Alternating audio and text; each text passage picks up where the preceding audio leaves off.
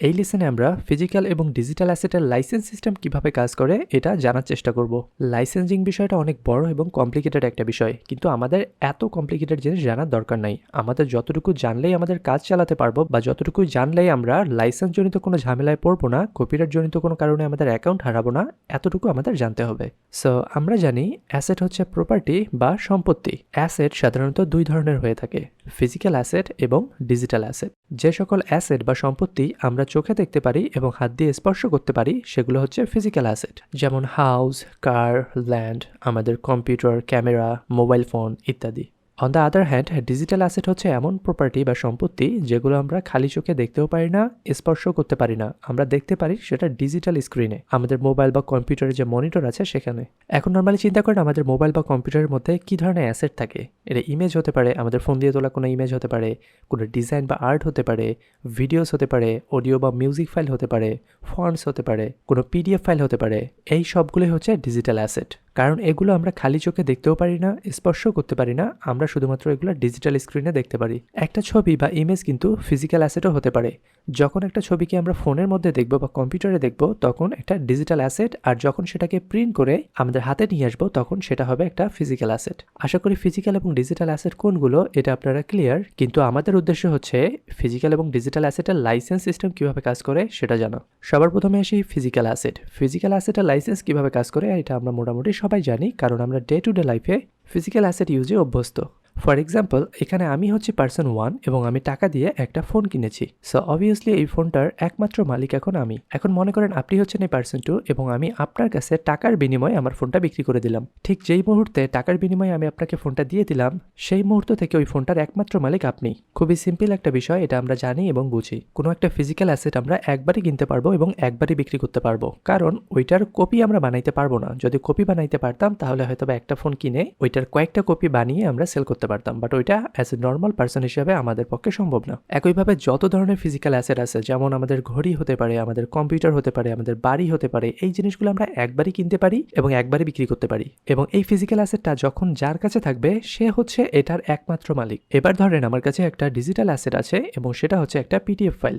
আমি এই পিডিএফ ফাইলটা আপনার কাছে সেল করতে চাই, কিন্তু একটা পিডিএফ ফাইল আমরা খুব সহজেই কপি পেস্ট করে এটার আনলিমিটেড ভার্সন বানাতে পারবো এবং একাধিক কপি একাধিকবার সেল করতে পারবো, যেটা একটা ফিজিক্যাল অ্যাসেটের ক্ষেত্রে সম্ভব না, কারণ একটা ফিজিক্যাল অ্যাসেট আমরা চাইলেও কপি করতে পারবো না, একটা কিনে সেটাকে দুইটা বানাতে পারবো না। কিন্তু ডিজিটাল অ্যাসেটের ক্ষেত্রে এই সুবিধাটা আছে, আমরা একটা ফটোকে কপি পেস্ট করে একাধিক মানুষের কাছে সেল করতে পারি, একটা পিডিএফ ফাইলকে কপি পেস্ট করে একাধিক মানুষের কাছে সেল করতে পারি। সো ফিজিক্যাল অ্যাসেটের ক্ষেত্রে একটা প্রোডাক্ট একবারই সেল করা যায়, আর ডিজিটাল অ্যাসেটের ক্ষেত্রে একটা প্রোডাক্ট আনলিমিটেড বার সেল করা যায়। এখন পর্যন্ত সবকিছু ঠিকঠাক আছে, কিন্তু যে জায়গায় ডিফারেন্স সেটা হচ্ছে একটা ফিজিক্যাল অ্যাসেট যখন যার কাছে থাকবে সে সেটার একমাত্র মালিক এবং অরিজিনাল মালিক, কিন্তু একটা ডিজিটাল অ্যাসেট আপনার কাছে থাকা মানেই এটার অরিজিনাল মালিক আপনি না। এই ডিজিটাল অ্যাসেটের অরিজিনাল মালিক সে যে এটাকে ক্রিয়েট করেছে। একটা ডিজিটাল অ্যাসেট বা একটা ডিজিটাল ফাইল সেল করা মানে হচ্ছে ওই ফাইলটার একটা লাইসেন্স সেল করা বা ওই ফাইলটা ব্যবহার করার একটা পারমিশন সেল করা, অরিজিনাল ফাইলটা সেল করা না। ধরেন এখানে আমি হচ্ছি পার্সন 1, আমার কাছে একটা ডিজিটাল ফাইল আছে, সেটা হচ্ছে একটা পিডিএফ ফাইল।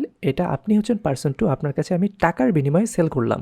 এখানে আমি আমার পিডিএফ ফাইলের মালিকানা আপনার কাছে সেল করিনি, আমি আমার পিডিএফ ফাইলের একটা কপি আপনার কাছে সেল করেছি। এটা আপনি আপনার পার্সোনাল কাজে অথবা ব্যবসায়িক কাজে ব্যবহার করতে পারবেন, কিন্তু এটা আপনি রিসেল করতে পারবেন না। আপনি এটার মালিক নিজেকে দাবি করে এটা অন্য কারো কাছে বিক্রি করতে পারবেন না, কারণ এই প্রোডাক্টটার অরিজিনাল মালিক এখনো আমি। তবে হ্যাঁ, ডিজিটাল অ্যাসেটের ক্ষেত্রেও মালিকানা সেল করা যায়, মানে একদম ওনারশিপ সেল করা যায়। আসলে ডিজিটাল ফাইলের লাইসেন্স অনেক ধরনের হয়ে থাকে। আপনি যখন মাইক্রোস্টকে কাজ করতে যাবেন, বিভিন্ন মার্কেট প্লেস বিভিন্নভাবে তাদের লাইসেন্স সেল করে। আসলে ডিজিটাল অ্যাসেটের লাইসেন্স সিস্টেমটা টোটালি ডিপেন্ড করে তার মালিকের উপর। ফর এক্সাম্পল, এই পিডিএফ ফাইলটার মালিক আমি বিক্রি করার সময় আপনাকে বললাম আপনি এই কাজে এটা ব্যবহার করতে পারবেন এবং এই কাজে ব্যবহার করতে পারবেন না। আসলে ওইটাই লাইসেন্স। আমি যে আপনাকে একটা বাউন্ডারি দিয়ে দিলাম, আমি যে একটা বর্ডার দিয়ে দিলাম যে আপনি এটা করতে পারবেন আর এটা করতে পারবেন না, ওইটাই হচ্ছে লাইসেন্স। তো মাইক্রোস্টকের ক্ষেত্রে যেটা হয়, আমরা একটা ডিজাইন, একটা ডিজিটাল ফাইল মার্কেট প্লেসে গিয়ে আপলোড করি, মার্কেট প্লেস ওটা ক্লায়েন্টের সামনে প্রদর্শন করে এবং ক্লায়েন্ট নেওয়ার সময় তার যে লাইসেন্স লাগবে, যে কাজে সে সেটা ব্যবহার করবে, সেই কাজের জন্য লাইসেন্স কিনে নেয়।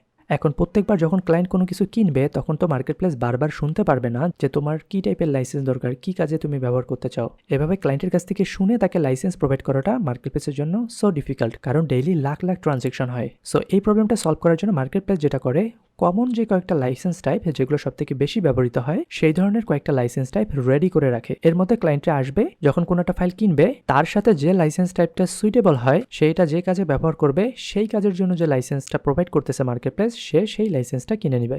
ডিজিটাল অ্যাসেটের জন্য কমন যে কয়েকটা লাইসেন্স টাইপ যেগুলো মোটামুটি সব মার্কেটই প্রোভাইড করে সেগুলো হচ্ছে নাম্বার 1 পার্সোনাল ইউজ। কোনো ক্লায়েন্ট আপনার কোনো ডিজাইন কেনার সময় যদি পার্সোনাল ইউজ লাইসেন্সটা চুজ করে তার মানে আপনার ওই ডিজাইনটা ওই ক্লায়েন্টটা শুধুমাত্র তার ব্যক্তিগত কাজে ব্যবহার করতে পারবে, সে কোনো ব্যবসায়িক কাজে ব্যবহার করতে পারবে না। যদি সেই ফাইলটা বা ডিজাইনটা কমার্শিয়ালি ইউজ করে বা ব্যবসায়িক কাজে ইউজ করে তাহলে সে আইন লঙ্ঘন করবে এবং এটা একটা দণ্ডনীয় অপরাধ। দ্বিতীয় যে লাইসেন্সটা সব মার্কেটপ্লেস প্রোভাইড করে সেটা হচ্ছে কমার্শিয়াল ইউজ। এইটা হচ্ছে সব থেকে বেশি ব্যবহৃত হওয়া লাইসেন্স। এই লাইসেন্সে কোনো ক্লায়েন্ট যদি কোনো অ্যাসেট কেনে তাহলে সেই অ্যাসেটটা সে সমস্ত ধরনের ব্যবসায়িক কাজে ব্যবহার করতে পারবে। আর মানুষ টাকা দিয়ে কোনো কিছু কিনলে আসলে ওইটা কোনো ব্যবসা বাণিজ্যের জন্যই কেনে, ব্যক্তিগত ইউজে কেউ টাকা খরচ করে কোনো কিছু কেনে না। সে কারণে মার্কেটপ্লেসে যদি আপনার 100টা ডিজাইন সেল হয় বা 100টা প্রোডাক্ট সেল হয় তাহলে দেখবেন 90টাই হচ্ছে কমার্শিয়াল ইউজ। এরপর আরেকটা কমন লাইসেন্স আছে সেটা হচ্ছে পিওডি লাইসেন্স বা প্রিন্ট অন ডিমান্ড, মানে প্রোডাক্টের উপর প্রিন্ট করে সেই প্রোডাক্টটা বিক্রি করা। আপনার কোনো ডিজাইন যদি ক্লায়েন্ট প্রিন্ট অন ডিমান্ড লাইসেন্সে কিনে তাহলে আপনার ডিজাইনটা সে প্রোডাক্টের উপর প্রিন্ট করে সেই প্রোডাক্টটা বিক্রি করতে পারবে। For example T shirt design, যারা T shirt design as a digital file হিসাবে মাইক্রোস্টক সাইটগুলোতে সেল করে তাদের কোনো ডিজাইন ক্লায়েন্ট যদি পিওডি লাইসেন্স কিনে তাহলে সে সেই টি শার্ট ডিজাইনটা টি শার্টের উপর প্রিন্ট করে সে টি শার্টের কপি সেল করতে পারবে। সো এইখানে কিন্তু সে ডিজাইনটা সেল করতেছে না, শুধু ডিজাইনটা কিনে শুধু ডিজাইনটাই সেল করতে পারবে না, ওই ডিজাইনটা কোনো প্রোডাক্টের উপর প্রিন্ট করে সেই প্রোডাক্টটা সেল করতে পারবে, ডিরেক্ট ডিজাইনটা সেল করতে পারবে না। আর ম্যাক্সিমাম মার্কেট যারা পিওডি লাইসেন্স প্রোভাইড করে তারা একটা লিমিটেশন দিয়ে দেয় ক্লায়েন্টকে যে আপনি আনলিমিটেড কপি সেল করতে পারবেন না, আপনি এত থেকে এতটা কপি সেল করতে পারবেন। এটা আসলে মার্কেট টু মার্কেট ডিপেন্ড করে। কোনো মার্কেট দেখা গেল ক্লায়েন্টকে 100টা প্রিন্ট করার পারমিশন দিল, আবার কোনো মার্কেট 1000টা প্রিন্ট করার পারমিশন দিল, আবার এমনও হতে পারে কোনো মার্কেট আনলিমিটেড প্রিন্ট করার পারমিশন দিতে পারে। এরপরে আছে রাইট সেল। রাইট সেল এমন এক ধরনের লাইসেন্স যেখানে আপনার ডিজিটাল ফাইলের মালিকানাটাই চেঞ্জ হয়ে যাবে। এই লাইসেন্সে আপনি কোনো ডিজাইন যদি সেল করেন তাহলে যে আপনার ডিজাইনটা কিনবে তাকে আপনার পুরো ডিজাইনটার রাইট দিয়ে দিতে হবে, মানে আপনি আর ওই ফাইলের মালিক থাকবেন না। যে ক্লায়েন্ট ওই ফাইলটা কিনবে সেই ক্লায়েন্ট ওই ফাইলের অরিজিনাল মালিক হয়ে যাবে। সো আপনি যদি কোনো ফাইলের রাইট সেল করে ফেলেন তাহলে ওই ফাইলের মালিক আপনি না, আর যেহেতু আপনি ওই ফাইলের মালিক না তখন ওই ফাইলটা আপনাকে আপনার মার্কেট প্লেস থেকে ডিলিট করে দিতে হবে এবং অন্য কোনো মার্কেটে আপনি আর ওই ফাইলটা সেল করতে পারবেন না। তাহলে সেই ক্লায়েন্ট কিন্তু চাইলে আপনাকে কপিরাইট স্ট্রাইক দিতে পারে এবং আপনার অ্যাকাউন্ট শাটডাউন করে দিতে পারে। নর্মালি আমরা যে সকল মাইক্রোস্টক সাইটে আমাদের ডিজাইন সেল করি সেই মার্কেটগুলো ডিরেক্ট রাইট সেল করে না। কোনো ক্লায়েন্ট যদি কোনো ফাইলের ওনারশিপ একবারে কিনে নিতে চায় তাহলে মার্কেট প্লেস আগে আমাদেরকে ইমেল করে জানায় এত টাকার বিনিময়ে আপনার ফাইলের ওনারশিপটা কিনে নিতে যাচ্ছে, আপনি কি সেল করতে আগ্রহী কিনা। যদি আমি পারমিশন দেই তখন মার্কেট প্লেস ওই ক্লায়েন্টের কাছে আমার ফাইলের সমস্ত রাইটটা ট্রান্সফার করে দিবে এবং আমাদের ডিজাইনটা মার্কেট প্লেস থেকে ডিলিট করে দিবে। তখন ওই ফাইলটা অন্য কোনো মার্কেটে থাকলে সেখান থেকেও আমাদেরকে ডিলিট করতে হবে, কারণ ওই ফাইলটার অরিজিনাল মালিক এখন আর আমি না, ওটা আমি মালিকানাটাই সেল করে দিয়েছি অন্য কারো কাছে। তবে কিছু কিছু মার্কেট প্লেস আছে যেখানে ফাইল আপলোড করার সময় একটা অপশন থাকে যে আপনি কি রাইট সেল করতে আগ্রহী কিনা। ওই অপশনটা যদি আপনি ইনেবল করে দেন তাহলে অটোমেটিক আপনার ফাইলের ওনারশিপ যে কোনো ক্লায়েন্ট কিনতে পারবে, আপনাকে আর রিমাইন্ডার দেওয়া হবে না অথবা আপনাকে ইমেল করে আপনার কাছ থেকে আবার নতুন করে পারমিশন নেওয়া হবে না, কারণ ফাইলটা আপলোড করার সময় আপনি পারমিশন দিয়ে দিয়েছেন।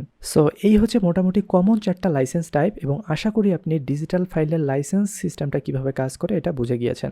এবার আমরা যদি একটা ফাইনাল কনক্লুশনে আসি যে আমরা যেটা শিখলাম বা যে জিনিসটা জানলাম এটা আমাদের কি কাজে লাগবে, তাহলে বলবো যে আপনি যদি ডিজিটাল অ্যাসেটের লাইসেন্স সিস্টেমটা প্রপারভাবে অ্যাপ্লাই করতে পারেন এবং এটা মাথায় রেখে কাজ করেন তাহলে আপনি কপিরাইট স্ট্রাইক কখনো খাবেন না। কপিরাইটের কারণে আপনার কষ্টের অ্যাকাউন্টটা আপনি হারাবেন না। আপনি মাইক্রোস্টকে যখন কোনো ডিজাইন আপলোড করবেন আপনাকে মেক শিওর করতে হবে ওই ডিজাইনের each and every single element আপনার নিজের বানানো।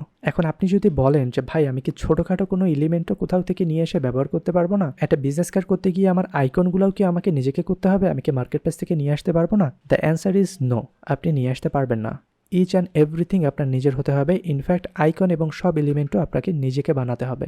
কারণ আমরা অলরেডি জানি মার্কেট প্লেসে আসলে ডিজাইনের অ্যাকচুয়াল মালিকানা সেল করা হয় না, ডিজাইনের কমার্শিয়াল লাইসেন্স সেল করা হয়। মানে মার্কেট প্লেসে যারাই ডিজাইন সেল করে তারা কমার্শিয়াল লাইসেন্স সেল করে, মানে আপনি মার্কেট প্লেস থেকে একটা ডিজাইন কিনে সেটা আপনার ব্যবসায়িক কাজে ব্যবহার করতে পারবেন কিন্তু এটা নতুন করে রিসেল করতে পারবেন না। এখন আপনি আরেকজনের ফাইল কমার্শিয়াল লাইসেন্সে নিয়ে এসে সেই ডিজাইন আবার আপনার ডিজাইনে অ্যাড করে আপনি রিসেল করতেছেন, আপনি আবার ওই ফাইলটাই মার্কেট প্লেসে আপলোড করবেন রিসেল করার জন্য, কিন্তু আমরা অলরেডি জানি অ্যাকচুয়াল ওনার ছাড়া, দ্য রিয়েল ওনার ছাড়া কেউ ডিজিটাল অ্যাসেট রিসেল করতে পারবে না।